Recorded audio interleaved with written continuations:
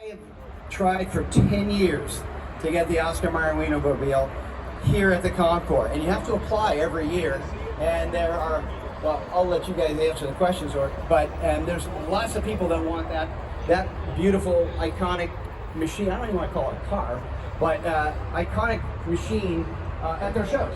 And the last time I saw it, and actually the first time I saw it in person, was at Molly Stone's here in Burlingame about 10 years ago. And I said, oh my gosh, I got to get that to the concours. So fast forward 10 years later, we are very happy to have the Wienermobile today. So I'll let you guys share the mic. And so what I'd like to do is just ask you guys a couple of questions. And first of all, this is going Bridget.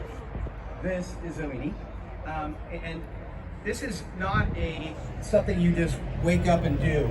It's a very complex process to become a hot dogger. And so why don't you guys tell us a little bit about the process of getting this, what I think arguably would be a great job to have.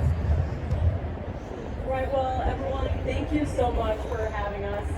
It's been a wonderful time meeting you all, and obviously our vehicle sticks out a little bit, but yeah, and when I got this job, I was so excited to go to events like these and meet all these wonderful people.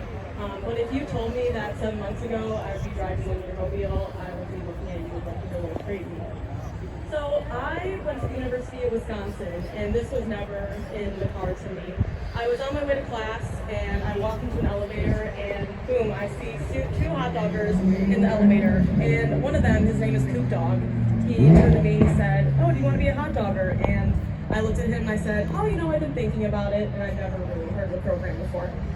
So I went to the information session, and the more I learned about the program, I learned that we get to meet so many amazing people and spread smiles wherever we go, and I thought, I gotta get this. So 5 interviews later, I had to sing in front of the camera. I looked ridiculous. I was wearing a blazer, and I was singing the Wiener Jingle.